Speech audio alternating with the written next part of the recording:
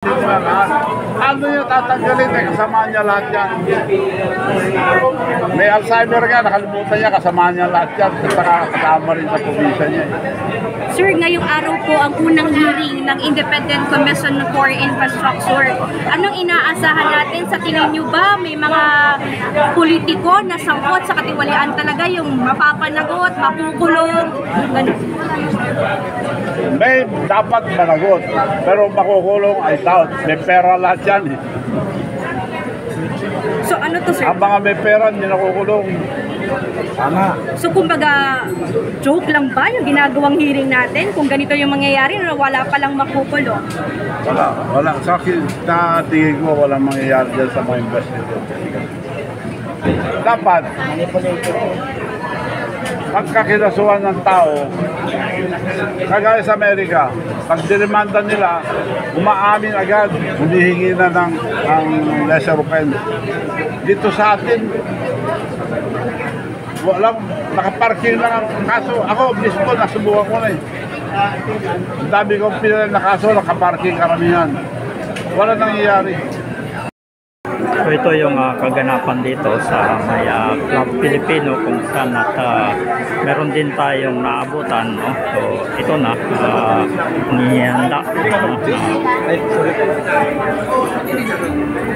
Naging very categorical. Categorical. Sabi niya, hindi ko naman pipigilan yun. Saka yung sabi niya, ginita biling. Kuha niyan, grabe. Regime change talaga.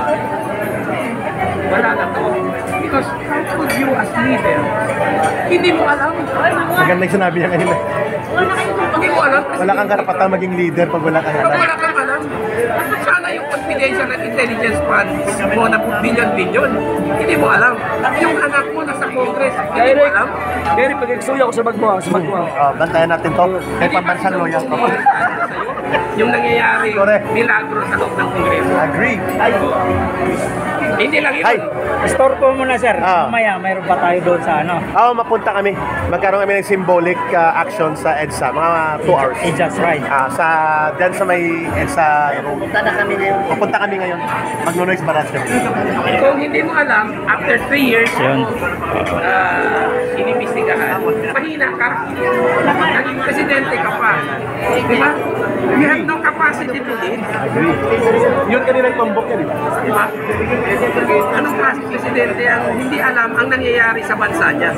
Kaya ka nga hinanalit. Because you are the gatekeeper. You are ikaw ang nagbabasta lahat. Pero hindi mo alam. Paano yun? I agree. What will happen to us kung ang very leader natin walang alam na nangyayari? Hindi wala tayo. Tama. We are like a sheep without a shepherd. Pero anong oras ka sa Aguinaldo? Anong oras ang marcha nyo? Dapat sa Lubong. Kasi yung program natin doon nasa monument. Baka 9:30 na doon. Pero siya. Sa monument. Doon na tayo mag-program.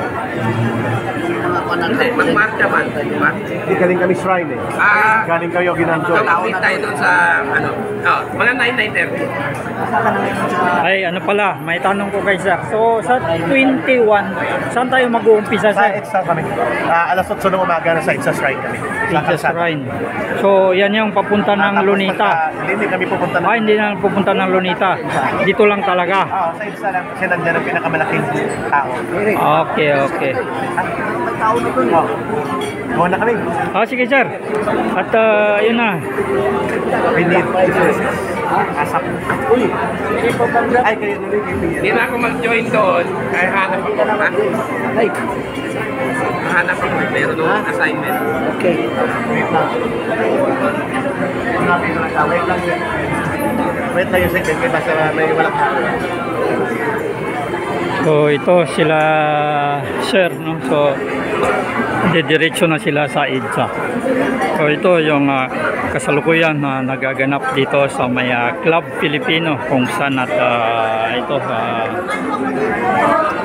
kumakain sila.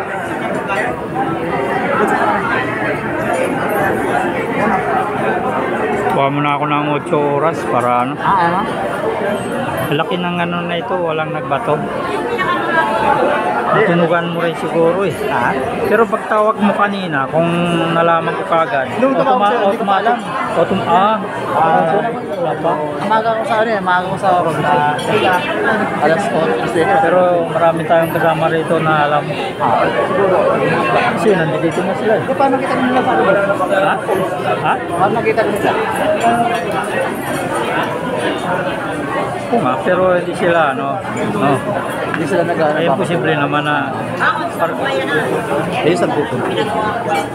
Oo.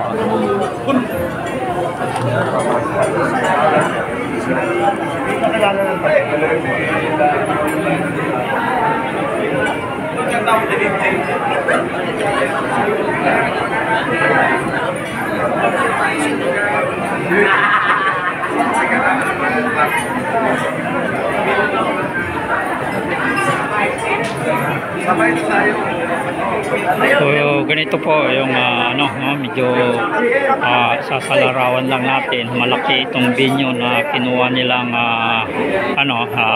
press con ito sa may Club Filipino. At dalawang kwarto ito. Mayroon pa doon sa kabila, no? Doon sa kabila yung mga VIP. Okay, gano'n siya.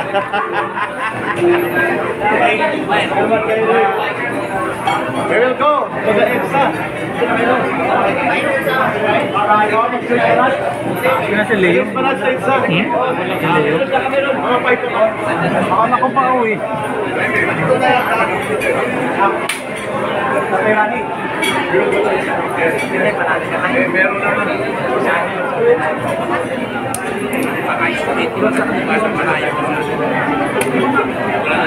Let's go. Dito na. Silence.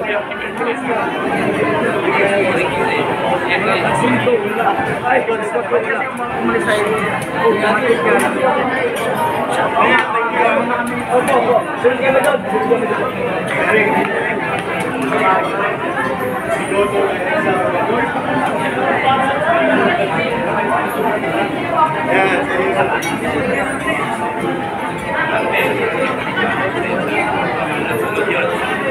Every Friday. Viral ako. Viral.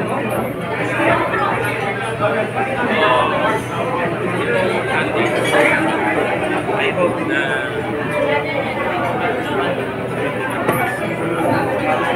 may matutulungan niya. Very irreversible yun.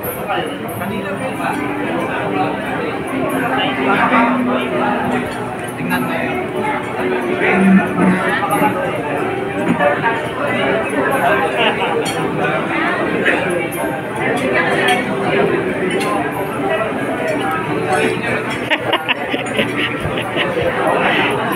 Nakarating ka rin? Late rin eh. Magsabi mo, tinawagan ko. Kasi on the way na to, nasasakyan si Pahit sa kadana, di ba? Wala eh. Natawa nga ako pre, kasi Yung pakpak na. nag-reaction video ako eh. Tulungan, sinapos ko na lang. Yung unang tumawag si Leo pala, hindi pa ako nakaalis. Hindi pa niya alam. Hindi niya pa alam yan. Hindi pa niya. Sabi niya. Kasi kung sa bahay pa ako, automatic na mag-grab ako. Hindi na ako dadaan ng ano. Pero nung palis ka na, Pahit ka na noon. Pahit ka na. Sa Quiapo ako. Yung yun yung uling yun yung ano. Ito pang nakakatawa, Cecilia. Pang nakakatawa. Di ba di ako? Magandang hapon na po at ito po yung kaganapan dito sa may Club Filipino at sari-sari pong mga kilalang mga tao ang naabutan natin dito. So, halos dalawang ano na lang, video na lang yung nakuha natin, no? At yung mga unang-una na mga kaganapan ay wala tayo, no? At naghabol na lang tayo. So kahit pa paano, no, ay mayroon pa tayong nakuhang mga mensahe, no? At naabutan pa natin yung mga ibang mga mensahe ni Governor Chavit Singson, no? So talagang sinabi niya na imposible, no, na hindi hindi alam ng Pangulo yung pangyayari, no?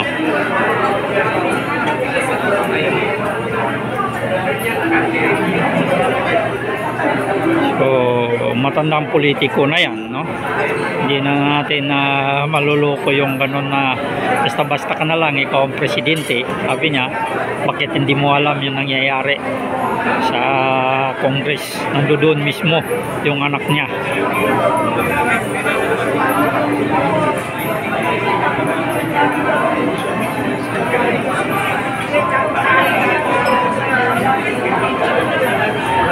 At napapansin ko rin itong mga rider, parang kararating lang nila.